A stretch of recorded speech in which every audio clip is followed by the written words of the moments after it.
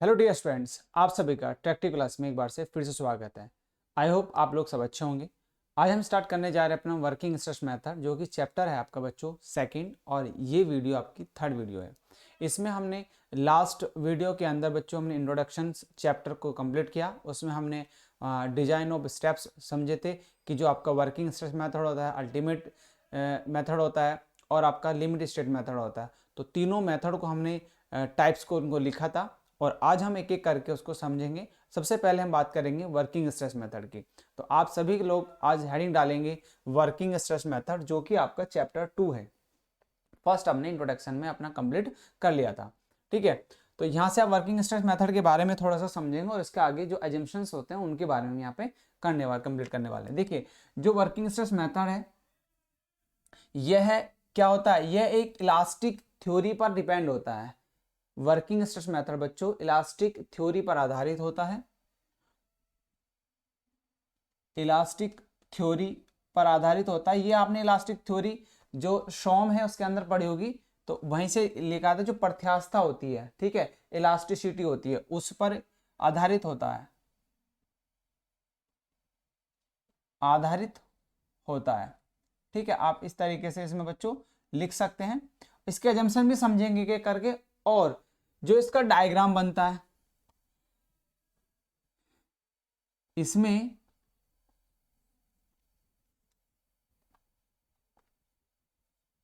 Diagram linear रूप में बनाया जाता है। आप इन दो अजम्पशन को मतलब इसमें आप इसके फॉर्म में लिख सकते हैं। अब हम इसकी बात करेंगे वर्किंग स्ट्रेस मेथड। तो टोटली जो वर्किंग स्ट्रेस मेथड होता है बच्चों, वो इलास्टिक थ्योरी पर ही आधारित होता है। अब यदि हम इसकी बात करें, एजम्पशन की बात करते हैं, तो यहां पे आप हेडिंग डालेंगे एजम्पशंस।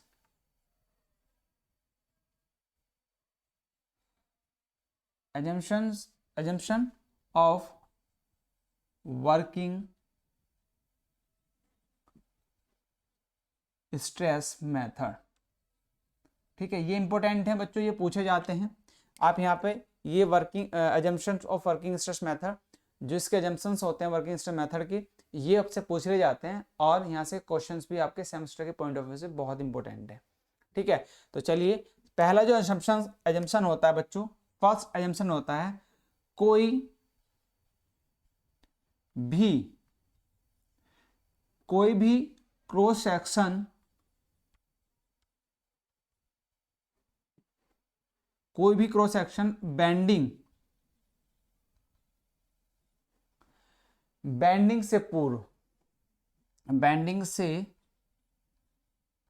पूर्व मीन्स पहले, पूर्व प्लेन होता है, प्लेन है, तो बेंडिंग के बाद भी प्लेन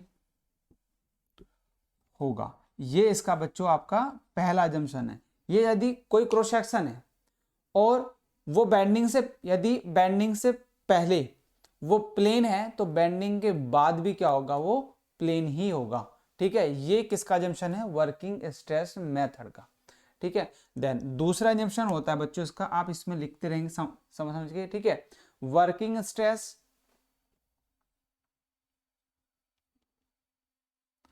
वर्किंग स्ट्रेस की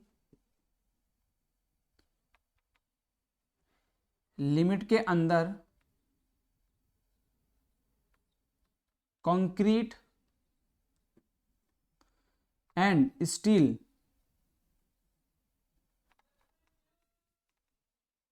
टोटली इलास्टिक मानी जाती है, ठीक है। आपको ये वाला जंक्शन क्या कहता है कि जो वर्किंग स्ट्रेस मेथड है, इस लिमिट के अंदर जो कंक्रीट और स्टील है वो टोटली कैसी होती है बच्चों, वो इलास्टिक मानी जाती है, कि दोनों क्या करेंगे, इलास्टिक व्यवहार करेंगे, ठीक है। देन हम यदि तीसरे बात करते हैं, तीसरा बच्चों एजम्पशन आप लिख सकते हैं इसमें, जो आपके सभी टेंसाइल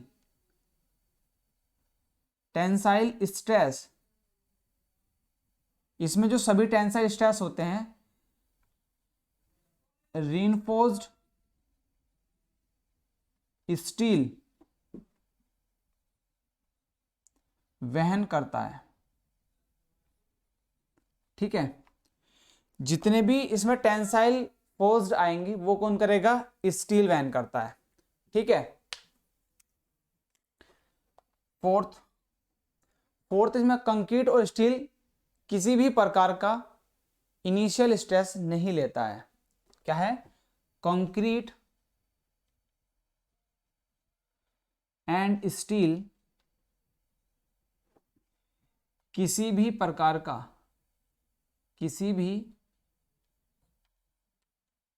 का इनिशियल स्ट्रेस नहीं लेता है। ये बच्चों इसका अजम्पशन है किसका? आपका इलास्टिक वर्किंग स्ट्रेस मेथड का। और यदि हम फोर्थ की बात करें,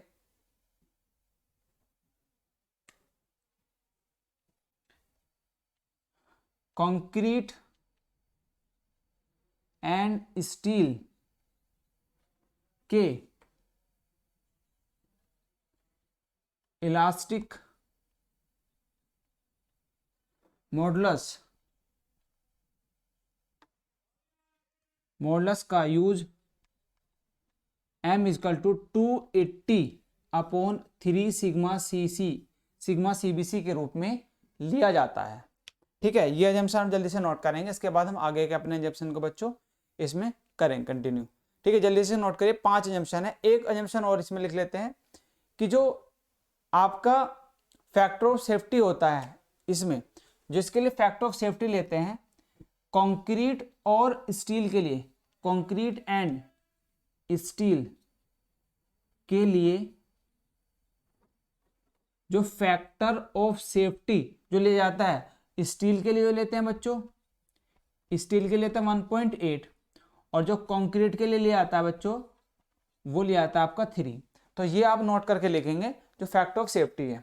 ठीक है, यहां तक जल्दी से आप नोट कर लेंगे। तो ये वाली चीजें बच्चों आपको समझ में आ गई। ठीक है, तो इतने आप अजम्पशंस इसमें बच्चों समझा सकते हैं अपनी वर्किंग स्ट्रेस मेथड के अंदर। इसको जल्दी से नोट करो, फिर इसके आगे हम आगे चलते हैं। ठीक है, चलिए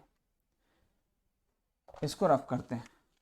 अब हम बात करेंगे अपने परमिसिबल स्ट्रेस या वर्किंग स्ट्रेस के अंदर जो आपका फैक्टर ऑफ सेफ्टी के द्वारा जो परमिसिबल स्ट्रेस फाइंड किया जाता है, कंक्रीट हो या स्टील हो, तो उनके अलग अलग निकालने के लिए आपके कुछ मेथड होते हैं। ठीक है, वो किस तरीके से निकाला जाता है देखिएगा। अब यहाँ पे हेडिंग डालेंगे दूसरी एजम्पशन, आप यहाँ तक इसको नोट कर सकते हैं। देखिए, अब सेकंड हेडिंग डालेंगे परमिसिबल। ठीक है, क्या होती है बच्चों? परमिसिबल स्ट्रेस, जिसे कहते हैं अनुमत प्रतिबल। हिंदी में अनुमत प्रतिबल, अनुज्ञा, अच्छा अनुमत नहीं कहते बच्चे, अनुज्ञा प्रतिबल कहते हैं इसे। क्या कहते हैं? अनुज्ञा प्रतिबल। ठीक है, क्योंकि परमिसिबल स्ट्रेस इसे जो है बच्चों जो प्रदर्शित करते हैं सिग्मा CB से, इसको प्रदर्शित करते हैं हम परमिसिबल स्ट्रेस को। किसके लिए? फॉर कंक्रीट के लिए। किसके लिए? For concrete. ठीक है, फॉर कंक्रीट। और यदि हमारा सिग्मा ST है तो वो जाएगा टेंसाइल, जो अलग हम एक होता है सिग्मा SC, तो ये भी किसके लिए होगा आपका? ये होगा स्टील इन कंक्रीट। ठीक है, तो इसकी बारे में बात करेंगे, पहले हम इसके बारे में समझते हैं।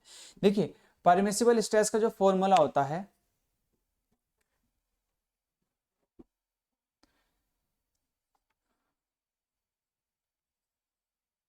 परमिसिबल स्ट्रेस इक्वल टू होता है ultimate stress in of concrete upon factor of safety. तो हम इसकी बात करेंगे।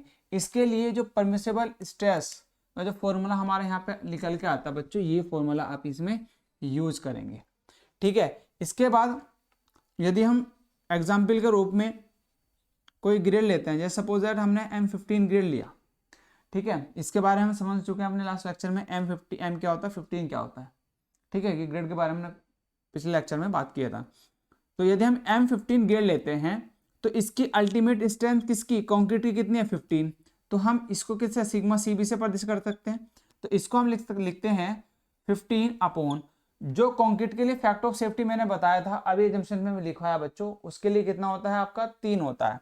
तो 3 आप यहाँ पर रखेंगे तो कितना हो गया, 5। तो इसकी जो ये आई सिग्मा CBC की वैल्यू M15 ग्रेड के लिए तो कितना आया, 5 न्यूटन पर m स्क्वायर सिग्मा CBC की वैल्यू आ गई।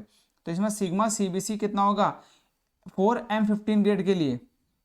ठीक है, तो ये हो जाएगा 5 न्यूटन पर mm स्क्वायर। तो इस तरीके से आप यहाँ पे बच्चों क्या कर सकते हैं, अपना सिग्मा CBC की वैल्यू फाइंड कर सकते हैं, चाहे वो आपका ग्रेड कोई भी हो, M20 हो, M10 हो या M13 हो।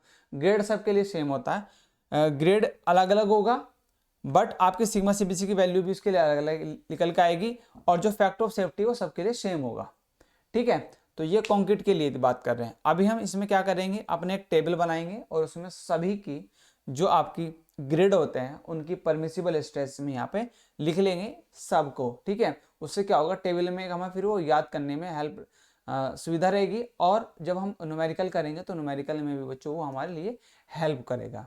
ठीक है, तो चलिए इसको यहाँ तक नोट करो जल्दी से, फिर हम यहाँ पर टेबल बनाएंगे, टेबल के रूप में इसको लिखेंगे। ठीक है, चलिए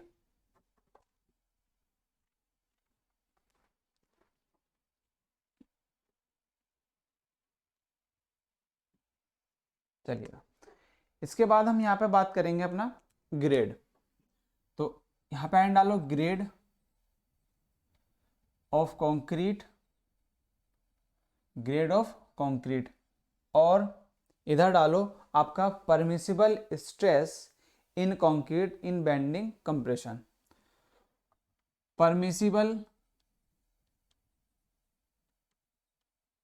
permissible stress in concrete for bending compression. ठीक है, तो आप इस तरह इसको जो डिनोट करते हैं हम सिग्मा CBC से, इसको बच्चों हम प्रदर्शित करते हैं। ठीक है, तो यहाँ पे हम क्या एक लाइन खींचेंगे और इस तरीके से अपने यहाँ पे हम ग्रेड लिख लेंगे सभी। तो यहाँ पे यदि हम बात करें M10 की, M15 की, M20 की, M25 की या फिर M30 की, तो हम बस इतना हमारा यूज़ होता है और मोस्टली इसी में हमारा काम चल जाएगा। तो हम बच्चों यदि हम बात करें M10 की, तो M10 का आप कैसे निकालेंगे, M10 के बाद तो 10/3, तो कितना आ गया, 3 तिया 9। तो हमारा यहाँ पे आ जाता है M10, तो आप 3.5 यहाँ पे लिख सकते हैं, इसकी वैल्यू 3.5 ये होती है न्यूटन पर mm स्क्वायर में इसकी वैल्यू ली जाती है। 3.5 10 की हो जाएगी बच्चों 5 5 या 15। इसी प्रकार आपके यहाँ पे कितने होंगे, ये हो जाएगी 7 या 21। ठीक है, तो आप यहाँ पे क्योंकि पॉइंट में आएंगे तो पॉइंट में 6.96 आ जाएगा, अब आ जाएगा तो 7 आप ले सकते हैं। इसी प्रकार आप यहाँ पर जाएगी, देखिए 25 को आप डिवाइड करेंगे 3 से, तो ये हो जाएगी बच्चों आपकी यहाँ पे 8.5, कितना जाएगा 8.5, यह आ जाएगा आपका 10। तो इस तरीके से सिग्मा CBC की वैल्यू आपकी निकल के आ जाती है। ये सब क्या है, न्यूटन पर mm स्क्वायर में आपकी वैल्यू होती है, न्यूटन पर mm स्क्वायर में आपकी ये वैल्यू सारी ली जाती है। ठीक है, चलिएगा ये आप लोगों ने यहाँ तक नोट कर लिया। इसके बाद हम ग्रेड की बात करते हैं, फिर अपना आगे हमारा बात करेंगे अपना परमिसिबल स्ट्रेस इन स्टील। अभी हमने कंक्रीट के लिए बात करी, अभी हम बात करेंगे अपना परमिसिबल स्ट्रेस इन कंक्रीट। ठीक है, चलिए इसको रफ करते हैं।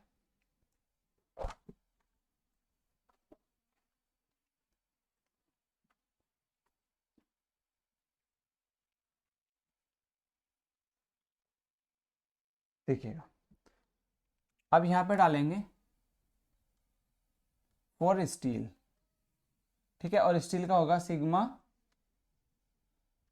Sigma S T. ठीक है, इसको सिग्मा एस टी से प्रदर्शित करते हैं। अब यदि हम इसकी बात ग्रेड की बात करते हैं तो हमारा इसके लिए ग्रेड बच्चों क्या हो जाएगा, इसके लिए जो फॉर्मूला होगा, इसका फॉर्मूला लिखेंगे permissible stress in steel equal to yield strength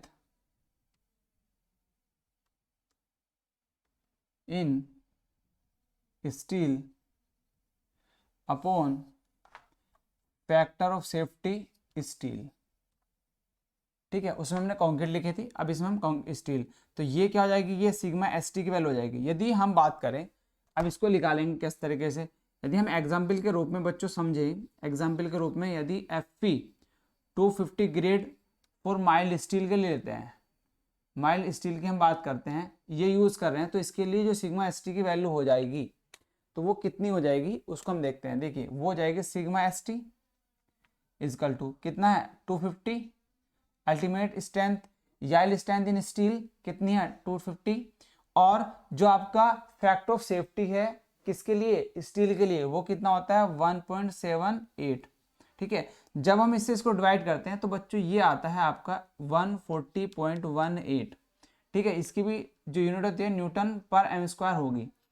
ठीक है, अब हम इसमें एक एजम्पशन आते हैं, यदि आपका जो डाया है वो आपका क्या है बच्चों 20 से कम है, 20 के इक्वल है।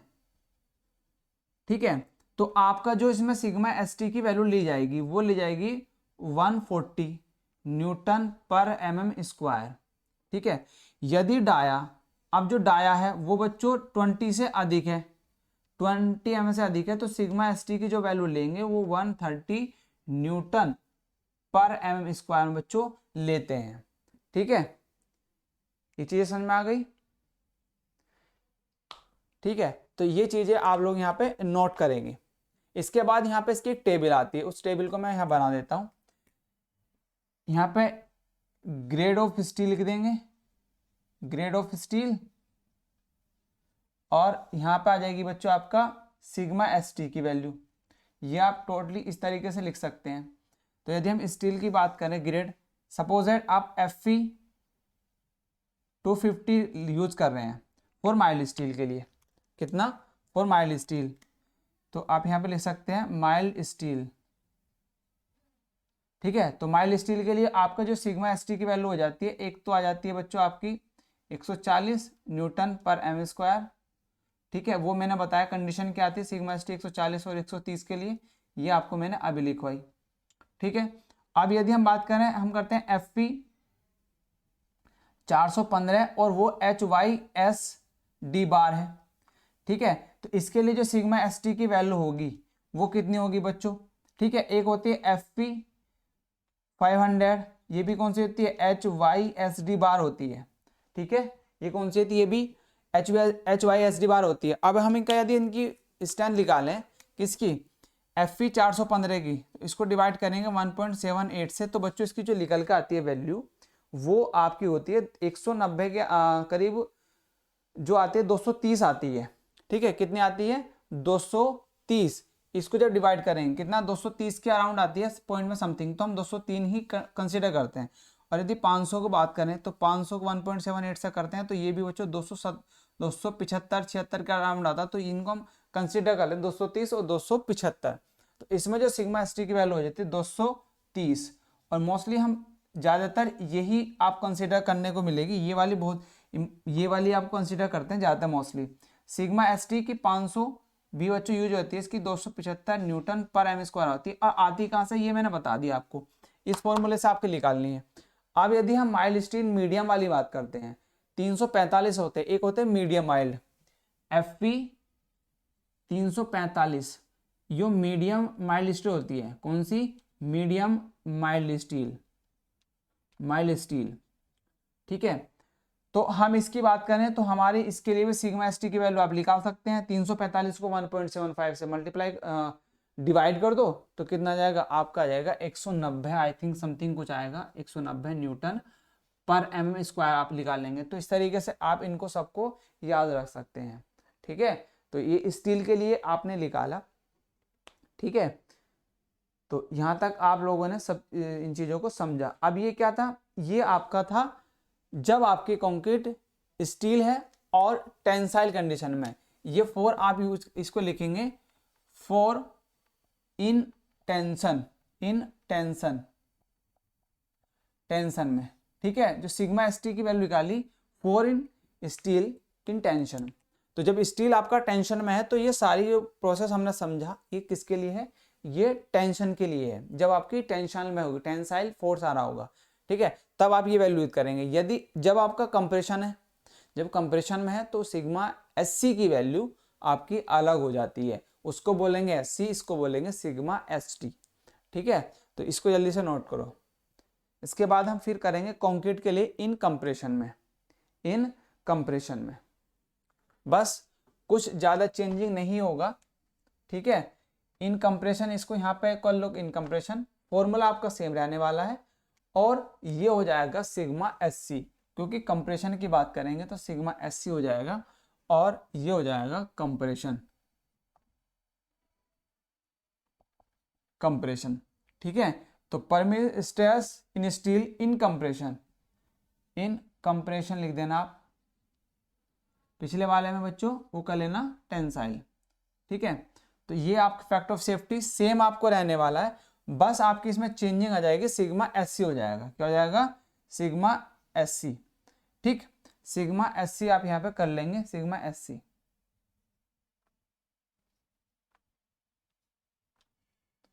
ठीक है, और 500 के लिए बच्चों इसमें यूज नहीं की जाती कभी भी, तो 500 नॉट यूज्ड, नॉट यूज्ड। ठीक है, कंप्रेशन के लिए यूज नहीं की जाती, तो बस आप इन चीजों को यहाँ पे नोट करके लिख लेंगे। एस टी की जगह सी लगा देंगे, कंप्रेशन को नोट करेगा, और ये है 90। ठीक है, चलिए, तो यहाँ तक आप लोगों ने बच्चों नोट किया, दोनों चीजें आप लोगों ने नोट कर लिया होगा।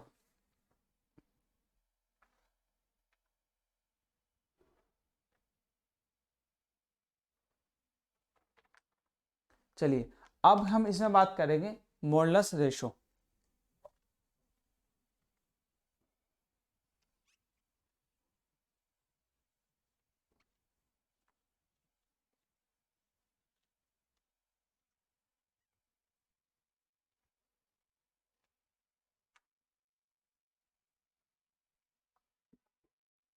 देखिए, हमारा जो मॉडुलस रेशो होता है उसको मापांक अनुपात कहते हैं। ठीक है, क्या कहते हैं? मापांक अनुपात, जो कि हमने 100 में और अपनी मैकेनिक्स की बुक में बच्चों इसके बारे में थोड़ा सा पढ़ा था।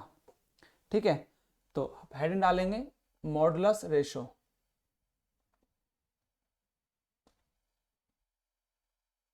रेशो, ठीक है, इसको कहते हैं मापांक अनुपात, मापांक अनुपात। ठीक है, इसमें लिखेंगे, इसको डिनोट करते हैं एम से, और ये आपका जो हम लेते हैं मॉडुलस रेशो 3 सिग्मा CBC, ये हमने अभी अपने एजम्पशन में भी आपको बताया था। ठीक है, अब इसमें जो m होता है, ठीक है, जो m की वैल्यू होती है, मॉडुलस रेशो की वैल्यू, वो होती है m EC अपॉन ES के इक्वल होती है। क्या होते हैं? EC इलास्टिक, ये आपका ES अपॉन EC होता है बच्चों। क्या होता है? EC इलास्टिक स्टील और कंप्रेशन में, दोनों कंडीशन के लिए आप ये वाला फॉर्मूला यूज कर सकते हैं, और ये वाले दोनों कंडीशन में फॉर्मूला होता है, ये भी और वो भी। ठीक है, अब इसमें ES क्या है? जो ES है वो होता है बच्चों यंग मॉडुलस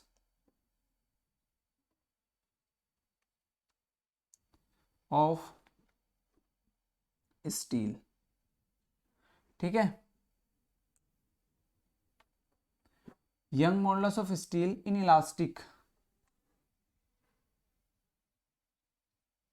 इलास्टिसिटी आप लिख सकते हैं, ठीक है। इसी प्रकार इसी क्या होता है, young modulus of concrete in elasticity, ठीक है। तो आप इस तरीके से इनको दोनों को समझा सकते हैं। अब यदि हम इनकी बात करें स्टील के बारे में और कंक्रीट के लिए, जो ईसी की वैल्यू होती है, ईएस की वैल्यू कितनी होती है, 2 इंटू स्टील के लिए 10⁵ न्यूटन पर एम स्क्वायर होती है इसके लिए। और यदि हम कंक्रीट के लिए बात करते हैं तो ईसी की वैल्यू होती है 500 अंडर रूट एफ सी के न्यूटन पर एम स्क्वायर। अब एफ सी के क्या है, एफ सी के है बच्चों, मैंने लास्ट वीडियो में बताया था आपको, एफ सी को होती है करैक्टरिस्टिक स्ट्रेंथ, करैक्टरिस्टिक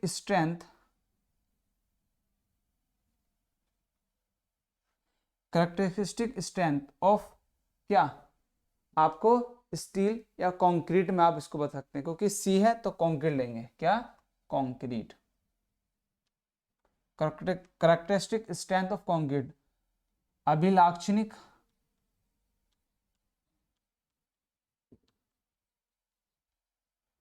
अभिलाक्षणिक सामर्थ्य है कंक्रीट, ठीक है।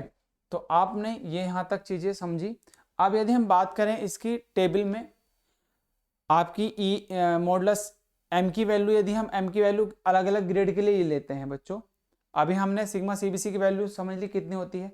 यदि मैं एम की वैल्यू को फाइंड कराने की कोशिश करूं कि M20 का बताओ कितना होगा मॉडुलस रेशो, तो एम की वैल्यू निकालने के लिए आपको 280/3 सिग्मा सीबीसी की वैल्यू कितनी निकाली थी बच्चों हमने, अभी अपने उसके जो टेबल का कोडिंग निकाली थी।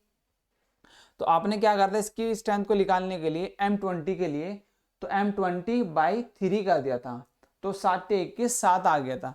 तो यहाँ पर जब हम 7 रखेंगे तो M की वैल्यू कितनी आ जाएगी बच्चों, जब इसको डिवाइड करेंगे 280/21, अब इसकी वैल्यू आ जाएगी आपकी 13.33 आ जाएगी समथिंग। तो ये मॉडुलस रेशो की वैल्यू आपको फाइंड की जाती है अलग अलग ग्रेड के ऊपर, ठीक है। तो आप इस तरीके से इसको फाइंड आउट कर सकते हैं अलग अलग कंडीशन में। जब आपसे क्वेश्चंस पूछते हैं, न्यूमेरिकल आता है, तो उसमें आपको ये वैल्यू रखनी होती है, और उसमें ग्रेड भी दिया जाता है कि ये ग्रेड यूज किया गया, या फिर वो सीधी सीधी एम की वैल्यू भी दे दी जाती है कि एम की वैल्यू ये है, ठीक है। तो ये आप चीजें यहाँ तक नोट कर सकते हैं। चाहे तो एक टेबल के फॉर्म में बना के भी लिखी जा सकती है ये वाली वैल्यू, तो टेबल के फॉर्म में आप लिख लेना M15, M20, M25, M30, तो उसके बारे में बच्चों आप यहाँ पे आपने टेबल बना के भी लिख सकते हैं, ठीक है। तो वो आप ग्रेड ऑफ कंक्रीट और फिर मॉडुलस रेशो, ठीक है, और या फिर स्ट्रेंथ फिर या मॉडुलस रेशो ऐसे बना सकते हैं। चलिए मैं बना थोड़ा सा उसको, आपको जो टेबल है इसकी, चलिए टेबल बनवा देता हूँ आपको, वो आपको सुविधा रहेगी उसकी याद रखने के लिए, ठीक है।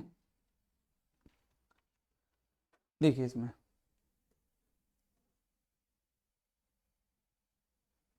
चलो, इसके अंदर सबसे पहले हम लिखेंगे ग्रेड ऑफ कंक्रीट, पहले ये डालेंगे, फिर इसके बाद लिखेंगे परमिसिबल स्ट्रेस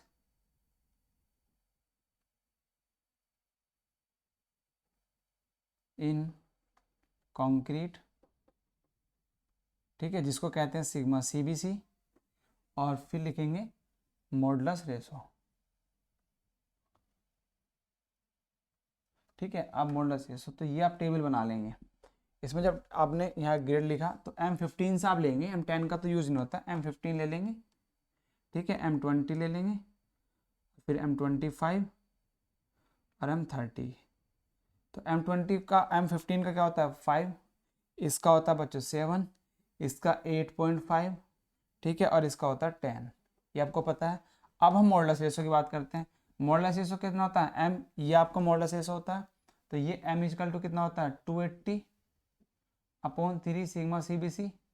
इससे फाइंड आउट करते हैं, सिग्मा सीबी की वैल्यू आपको मिल गई यहाँ से न्यूटन पर एम स्क्वायर में। तो जब इसको यहाँ फाइंड करेंगे तो ये कितना हो जाएगा, देखिए आपका 280 5 या 15, तो 15 से डिवाइड करेंगे तो m की वैल्यू जो आ जाएगी बच्चों, यहाँ पे देखो कितनी आ जाएगी। तो आप यहाँ से m की वैल्यू आप कैलकुलेट करेंगे, तो m की वैल्यू जो आ जाएगी वो कितनी आ जाएगी बच्चों, यहाँ पे समथिंग 18 आ जाएगी। ठीक है, तो m की वैल्यू कितनी आ जाएगी, यहाँ पे 18 आ जाएगी। फिर यदि हम 7 की बात करें, 7 को रखेंगे तो यहाँ पे 13.33 आ जाएगी। ठीक है, और यदि हम 8.5 की बात करते हैं, उसमें रखते जाइए और सारी वैल्यू आपको निकल कर जाएंगे, तो यहाँ पे जो इसकी वैल्यू आ जाएगी ये 11 आ जाएंगी, और ये बच्चों आ जाएगी आपकी 9। तो ये वाली चीज़ें आपको बच्चों पता होना चाहिए। ये ऑब्जेक्टिव जेई के पॉइंट ऑफ व्यू से, ऑब्जेक्टिव के पॉइंट ऑफ व्यू से भी इंपॉर्टेंट है, क्योंकि सीधी सीधी ऐसी वैल्यू पूछ ली जाती है।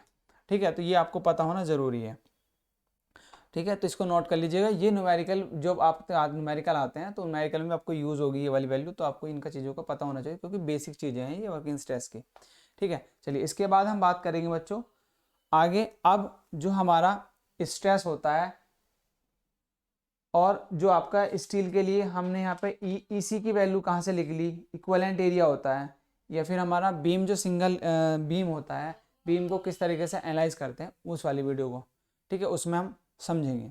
ठीक है, यहाँ तक आई थिंक आप लोगों को सब चीज़ें समझ में आ गई होंगी। तो इसके बाद हम जो आगे का जो टॉपिक है इसमें बच्चों, वो हम नेक्स्ट वीडियो में कंप्लीट करेंगे। ठीक है, तो तब तक के लिए आप लोग सभी इसको रीड कीजिएगा अच्छे से, और ज़्यादा से ज़्यादा वीडियो को भी सपोर्ट कीजिएगा एंड शेयर कीजिएगा। और यदि आप इस चैनल पर नए हैं तो बच्चों इस चैनल को आप ज्वाइन कीजिएगा, आपको यहाँ पे पूरी क्लासेस कंप्लीट मिलने वाली है। तो thank you for my channel watching. जय हिंद, जय भारत बच्चों।